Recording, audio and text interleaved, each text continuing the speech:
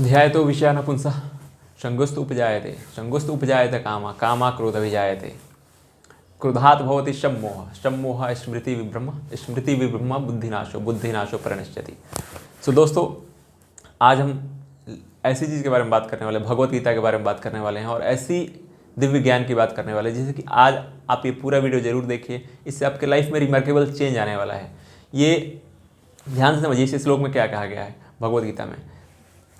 जब आप विषयों का ध्यान करते हैं, ध्यायति विषया न पुंसः, जब आप विषयों का ध्यान करते हैं तो उससे लगाव उत्पन्न होता है और लगाव के पूरा ना होने पे क्रोध का जन्म होता है। क्रोध की वजह से सम्मोह का जन्म होता है और सम्मोह का जन्म होने की वजह से आपका स्मृति विभ्रम हो जाती है और स्मृति विभ्रम होने से बुद्धि का नाश होता है और बुद्धि का नाश होने से आपके पूरे प्राणी और प्राण का नाश हो जाता है।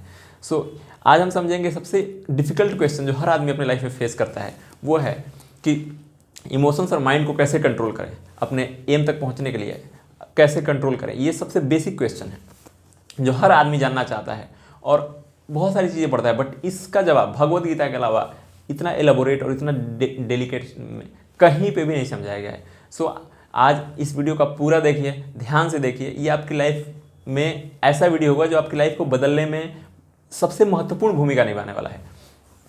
सबसे पहले बात करें कि इन्फॉर्मेशन और टाइम का बहुत तालमेल है। अगर सही समय पर सही जानकारी मिल जाए तो इंसान की ज़िंदगी बदल सकती है। जैसे एग्जाम्पल के लिए कि शेयर मार्केट में एग्जाम्पल के आपको किसी कंपनी का पता है कि किसी कंपनी का इनसाइडर इन्फॉर्मेशन पता है कि उसके साथ क्या होना है, तो पहले से आप उस शेयर में पैसा लगा करके आप चाहे तो रातों रात करोड़पति और मिलियन रुपए कमा सकते हैं। बट वही इन्फॉर्मेशन आपको अगले दिन मिले जब मार्केट में रिलीज हो जाए और शेयर मार्केट का प्राइस उसमें अप हो जाए, तो आपके लिए उस इन्फॉर्मेशन का कोई फायदा नहीं है, क्योंकि राइट टाइम पे राइट इन्फॉर्मेशन नहीं मिली।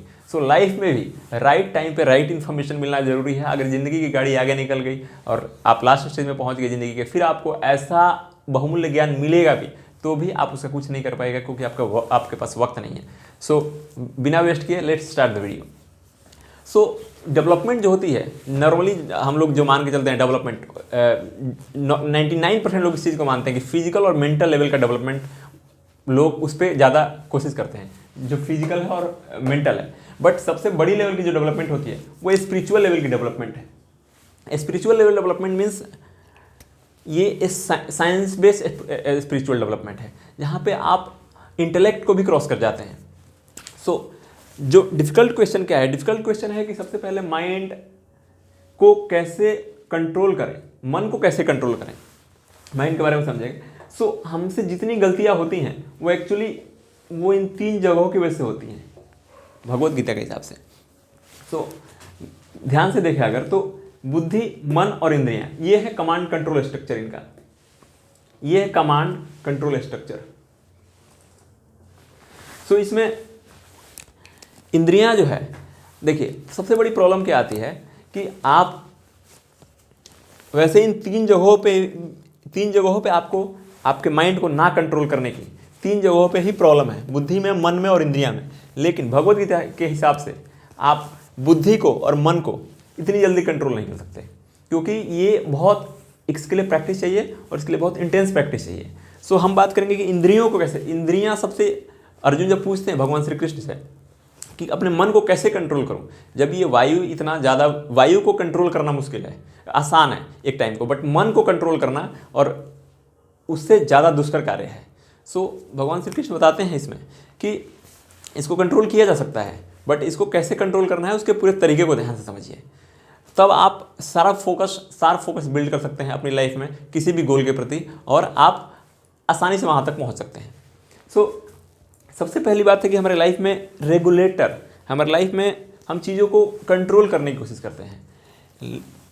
ये हमारे इंद्रियां हैं, आँख, नाक, कान, जीभ और त्वचा और जीभ। हम इनको कंट्रोल करने की कोशिश करते हैं। Actually controlling is the problem. Control आपको करना ही नहीं है, कंट्रोल ही सबसे बड़ा प्रॉब्लम है। ये इतनी प्रबल होती हैं, ये नेचर की बनाई हुई इतनी प्रबल है कि आप इनको कंट्रोल नहीं कर सकते, इनको रेगुलेट कर सकते हैं। कैसे रेगुलेट कर सकते हैं? देखिए, प्रॉब्लम ये है कि हमारे लाइफ में कोई भी चीज़ है, जैसे ये हमारा माइंड है, ये हमारा ब्रेन है। इस ब्रेन में ये होती है बुद्धि, जो इसको बोलते हैं कॉन्शियस माइंड, जो कि हम अभी हर फैसले लेते हैं इस माइंड से, कॉन्शियस माइंड से फैसले लेते हैं।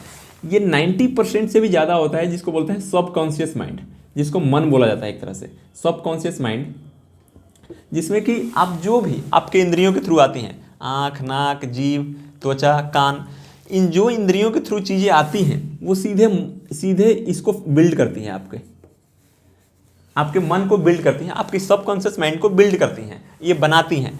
और इसी बिहाफ पे अब जब भी कोई आपके लाइफ में सिचुएशन ऐसी आती है कि आपको कोई डिसीजन लेना हो, आप बुद्धि का यूज करते हैं, तो बुद्धि कहाँ से उस इन्फॉर्मेशन का सोल्यूशन निकालने की कोशिश करती है, जो उसके सबकॉन्शियस माइंड में है, जो उसके मन में है, सबकॉन्शियस माइंड से इन्फॉर्मेशन निकाल के वो देती है।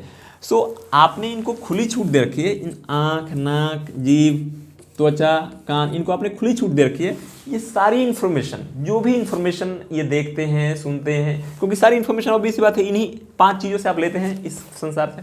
सो ये जाती हैं और ये सबकॉन्शियस माइंड में, मन में अपना एक इम्प्रिंट छोड़ देती हैं, एक छाप छोड़ देती हैं। और ये छाप रहता है जब भी आप बुद्धि किसी चीज़ के लिए सर्च करता है, उस चीज़ के लिए, तो अगर गलत इन्फॉर्मेशन गई है तो गलत पॉपअप कर देता है, वो गलत इन्फॉर्मेशन बुद्धि को सप्लाई कर देता है। सो वहाँ पे ये कंफ्यूज हो जाती है, बुद्धि गलत डिसीजन ले लेती है फिर। सो आपको ज़रूरी है कि इनके ऊपर कंट्रोल रखना है, इनके ऊपर नो कंट्रोल, आपको इनके ऊपर रेगुलेशन देनी है। रेगुलेट कैसे करना है कि आप क्या देखें, क्या पढ़ें, किन के साथ बैठें।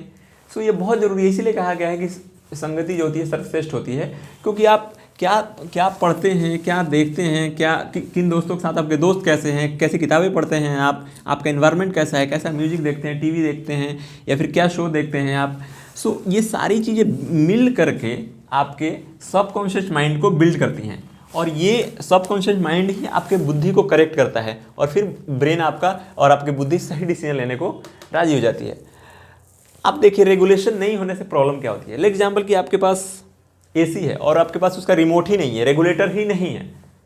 सो पंखा है आपके पास, उसका रेगुलेटर ही नहीं है। गर्मी में तो ठीक था, बट सर्दी में आपको वही चीज़ जो आप अपने फायदे के लिए आपने रखी थी, वही चीज़ आपके प्रॉब्लम का कारण बन जाती है, आपके दुख का कारण बन सकती है। सिमिलर जैसे टीवी में मान लीजिए कि आपको बिग बॉस देखना है और उस पर चल रही है बिग पिक्चर। सो आप चाह के भी, आपके पास रिमोट नहीं है, तो रेगुलेट करने का आपके पास साधन नहीं है, तो आप चाह के भी उसको नहीं बदल सकते हैं। वजह क्योंकि आपके पास रेगुलेशन ऑप्शंस है, रेगुलेट ही नहीं कर सकते आप। तो फिर आपके पास जो भी इंफॉर्मेशन सप्लाई हो रही है, वो सारी इंफॉर्मेशन आपके सबकॉन्शियस माइंड को बिल्ड करेगी, और वो फिर it will create a mess. होगा क्या कि actually you are not driving this senses, आप इन सेंसेस को ड्राइव नहीं कर रहे हैं। बाकायदा हो क्या रहा है कि ये सेंसेस आपको ड्राइव कर रही हैं, और आपके सारे डिसीजन लाइफ में, सारे डिसीजन जो भी ले रहे हैं, वो सारे ये सेंसेस ड्राइव कर रही हैं, और अल्टीमेटली आपको किसी रिजल्ट पे नहीं जाने देंगी, क्योंकि ये मेस क्रिएट कर देंगी पूरे आपके सबकॉन्शियस माइंड को, ये पूरे मेस कर देंगी। इस गलत तरीके से इंफॉर्मेशन चला जाएगा सारी तरह से, कि फिर आपके पास कोई भी डिसीजन लेने के लिए आप इतने कंफ्यूज रहेंगे कि कोई भी डिसीजन लेने के लिए आपके पास प्रॉपर इन्फॉर्मेशन होगी नहीं। अब होगी भी तो रॉन्ग इन्फॉर्मेशन होगी, फिर वो बुद्धि को गलत इन्फॉर्मेशन देगा और फिर वो गलत डिसीजन ले लेगा। So it's a very much important कि आप अपने सेंसेस को रेगुलेट करें, कंट्रोल नहीं। आप कंट्रोल, मैं अभी बताऊंगा कि कंट्रोल आप क्यों नहीं कर सकते हैं।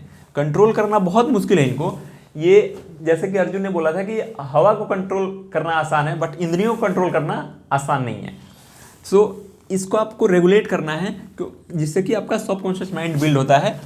सो और फिर बुद्धि आपकी करेक्ट डिसीजन ले सकती है। सो ये तो रहा इंद्रियां, और ये रेगुलेट होती हैं आँख, नाक, कान, जीभ, त्वचा से। बट अभी से एक लेवल हायर जाते हैं और समझने की कोशिश करते हैं कि इंद्रियों के ऊपर जो मन है, मन एक्चुअली क्या है। अगर मैं इस पूरे चार्ट को, आप ध्यान से समझिए, इस पूरे चार्ट को मैं समझा रहा हूँ आपको। जैसे ये आपका बुद्धि है, और ये मन है, और ये इंद्रियां हैं। सो इंद्रियां जो कंट्रोल होती हैं वो मन से कंट्रोल होती हैं। मन इनको रेगुलेट करता है कि इनको जो करना है, इसको जो देखना है, इसको जो सुनना है, आपको जो सुनना है, आपको जो भी स्मेल करनी है, या फिर जो भी। सो इंद्रियों को कंट्रोल करता है मन। सो क्या अगर इससे भी हायर लेवल का कंट्रोल होता है, इससे भी हायर लेवल का रेगुलेट होता है कि आप इंद्रियों को कंट्रोल तो करें ही, उससे हायर लेवल कंट्रोल है कि मन को आप रेगुलेट करें, मन को रेगुलेट करें। मन को कैसे, मन को भी आप कंट्रोल नहीं कर सकते, रेगुलेट कर सकते हैं। रेगुलेट कैसे कर सकते हैं, देखिए किस तरीके से। मान लीजिए कि ये एक पेड़ है, ये एक पेड़ है मान लीजिए, और आपका मन है उसका जड़ है। पेड़ का जो जड़ है वो मन है। तो उस केस में क्या होगा, और इंद्रियां हैं वो आपकी टहनी है मान लीजिए। सो आप ये आँख, नाक, कान, जीभ, त्वचा, ये उसके टहनियाँ हैं। आप टहनी को अगर काट भी दें, मान लीजिए कि आप कहते हैं कि नहीं मैं इंद्रियों को ही मैं इंद्रियों को ही कंट्रोल करूँगा, इनको ख़त्म कर दूंगा। सो कंट्रोल का मतलब कि आप बोलेंगे कि मैं कोई गंदी चीज़ या फिर ऐसी चीज़ जो मुझे नहीं देखनी है वो मैं देखूंगा ही नहीं। ठीक है, अच्छी बात है, आप कोई ऐसा इंद्रियों से कोई बात ऐसी गलत बात सुनेंगे ही नहीं। आपने अपने इंद्रियों को कंट्रोल कर लिया है, बोला कि मैंने कंट्रोल कर लिया। बट मान लीजिए कि एक उदाहरण के लिए कि आप गलत चीज़ को ना देखें, इसके लिए मान लीजिए कि आपने आंखें मान लीजिए अपनी आंखें आपकी नहीं है किसी वजह से, जो लोग अंधे हैं उन मान लीजिए उनके पास आंखें नहीं हैं। सो आपको क्या लगता है कि मन उन चीज़ों की, उन सारी चीज़ों की कल्पना अकेले कर सकता है जिन चीज़ों को ये आँख देख सकता था, मन अकेले उन सारी चीज़ों की कल्पना कर सकता है। आप जो चीज़ सोचिए इस संसार में, उन सबकी कल्पना अकेले मन कर सकता है। मन बहुत पावरफुल है, ये अकेले कर सकता है। सो आपकी इंद्रियों को दमन कर देने से, आँख नहीं रहने से, नाक नहीं रहने से और कान नहीं रहने से, ऐसा नहीं होगा कि मन उन चीज़ों को रेप्लिकेट नहीं कर सकता है। मन उन चीज़ों को काफ़ी आसानी से रेप्लिकेट कर सकता है। सो इनका कंट्रोल करने से आपको कुछ फ़ायदा नहीं मिलने वाला है। वो कंट्रोल जो करके अगर चलना चाहते हैं, एग्जाम्पल के समझिए, सो उसका कोई फ़ायदा नहीं है। आपको अपने मन को अनासक्त बनाना होगा। अनासक्त, यही भगवत गीता का सेंट्रल आइडिया है। आपको अनासक्त बनाना होगा। अनासक्त मीन्स क्या होगा सॉरी, मान लीजिए कि ये कोई पेड़ है, आप पेड़ के टहनियों को काटेंगे, उससे कोई फ़ायदा नहीं होने वाला है, क्योंकि वापस से वो टहनियाँ निकल जाएंगी। लेकिन आप उसके जड़ पे वार करेंगे तो वो पेड़ सूख जाएगा। मीन्स काम रूपी जो पेड़ है, जो इंद्रियां आपको अलग अलग चीज़ों में फंसा रही थी, तो मन को ही आपने निरसक्त बना लिया कि आपको कोई चीज़, गलत चीज़ से आपको देखना ही नहीं, आपका मन ही नहीं कर रहा है कि मेरे को देखना है। वैसे ही सेम चीज़ें सुनने का, सेम चीज़ें हर चीज़ इंद्रियों के लिए रेगुलेट, लोभ मोह काम क्रोध के लिए आपने मन को ही निरसक्त बना लिया। आप मान लीजिए कि एक टाइम को कहते हैं कि आप अपने इंद्रियों को कंट्रोल करेंगे, और उस केस में कहते हैं कि मान लीजिए मैं ईमानदार हूं और मैं अपने लोभ को नहीं करूंगा। तो मान लीजिए आप 5,000 रुपये तक, आप कहते हैं 5,000 रुपये तक आप अपने इंद्रियों को कंट्रोल रखें, लेकिन कोई 5 लाख दे तो, 5 करोड़ दे तो, और 500 करोड़ दे तो आप जरूर कहीं ना कहीं, क्योंकि आपको कंट्रोल कर रहे हैं, तो कहीं ना कहीं आपको जैसे अमाउंट बढ़ेगा वैसे वैसे आप प्रॉम्प्ट होंगे, और कहीं ना कहीं आपकी इंद्रियां और आप उस चीज़ को कर डालेंगे, लोभ में चले जाएंगे। क्यों? क्योंकि आपने कंट्रोल किया है। कंट्रोल से नहीं होगा, कंट्रोल आपने जबरदस्ती किया है, कंट्रोल से नहीं होगा। आपने अगर मन से, और कोई सन्यासी है उसने मन से सन्यासी हो गया, तो उसको आप पूरी पृथ्वी का भी राज देंगे तो भी, क्योंकि वो मन से सन्यासी हो गया है, आप पूरी पृथ्वी का राज भी देंगे तो भी वो लोभ में नहीं आएगा, वो इंद्रियों के जाल में नहीं फंस सकता, क्योंकि वो अपने मन को ही, अपने जड़ पे ही उसने वार किया है और इसको उसने निरासक्त बना लिया है। सो इन इंद्रियों का रहते हुए भी, ये इंद्रियों का यूज करते हुए भी वो बेअसर हो गई हैं, इनका कोई अब काम नहीं कर पाएंगे, क्योंकि उसने अपने जड़ को ही सुखा दिया है, अपने मन को ही निरासक्त बना लिया है। सो ये, और फिर जब मन निरासक्त हो गया तो ये सारी इंद्रियां अपने आप कंट्रोल में आ जाएंगी, अपने आप ये अपना सारा काम करेंगे नॉर्मल डे टू डे में। आँख है जो सब देखेगा, सब कुछ करेगा, बट इनका कोई असर नहीं होगा। सब कुछ देखेंगे बट इसका कोई डिस्टर्बेंस क्रिएट नहीं कर पाएगा, ये मन में कोई डिस्टर्बेंस क्रिएट नहीं कर पाएगा। इसीलिए कहा जाता है कि देखिए, ये ऐसा हो गया कि जैसे मान लीजिए कि नदी है, नदी में छोटी मोटी धाराएं, देखिए आम आदमी हो या फिर बड़ा से बड़ा आदमी हो, हर आदमी के मन में लोभ मोह काम क्रोध इंद्रियां प्रबल होती हैं, और इंद्रियों का वेग उनमें भी उठता है, हर आदमी में ही उठता है, हर प्राणी में उठता है। बट एक जो नॉर्मल प्राणी होता है, उन हर इंद्रियों के वेग पे रिएक्शन देता है, उन हर रिएक्ट करता है हर चीज़ पे। बट जो स्थित प्रज्ञ लोग होते हैं, जो ग्रेट लोग होते हैं, वो उन पे रिएक्ट नहीं करते, वो समुद्र की तरह बिहेव करते हैं। जैसे नदी क्या होती है कि नदी में थोड़ी सी भी पानी आ जाए, बारिश का पानी है कहीं पे भी, तो वो अपने जो किनारे होती हैं उनको ऊपर फ्लडिंग कर देती है, आसपास की जगहें को डुबो देती हैं, सब कुछ कर देती हैं, क्योंकि उनका जो व्यवहार है वो भगवत गीता में और शास्त्रों में क्षुद्र की भांति बताया गया है। वो अपने मर्यादाओं को तुरंत उल्लंघन कर देती हैं जब भी उनमें थोड़ी बहुत वेग की आवेगनाएँ होती हैं। बट समुद्र के केस में ऐसा बिल्कुल नहीं होता है, उसमें ये सारी नदियाँ अपना सारा पानी लेकर के जाती हैं, और फिर भी सारी नदियाँ उसमें गिर रही हैं। लेकिन समुद्र को कभी आप नहीं देखेंगे कि वो अपनी सीमाएं तोड़ता है, क्योंकि वो मुनि की भांति होता है।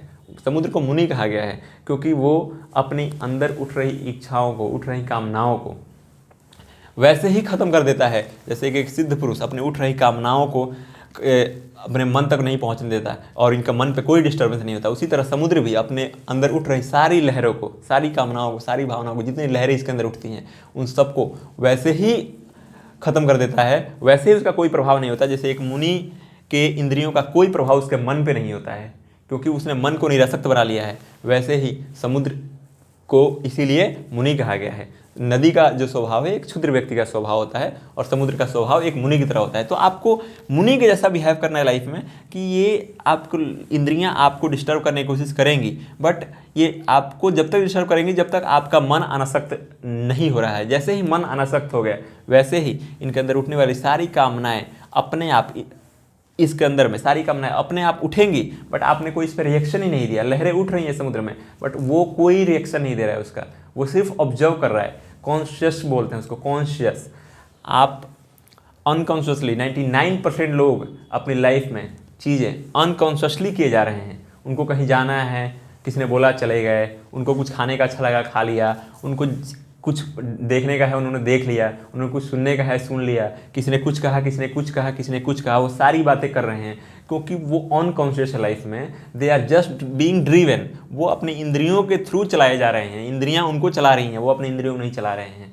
वो गुलाम है अपने मन के राजा नहीं है। क्योंकि मन के गुलाम इसलिए हैं क्योंकि मन जैसा जैसा कह रहा है वैसा वैसा कर रहे हैं, इसीलिए वो मन के गुलाम है। तो इंद्रियों को जैसा जैसा उनकी इंद्रियां बोल रही हैं वैसा वैसा कर रहे हैं, इसीलिए उनका लाइफ एक मेस है।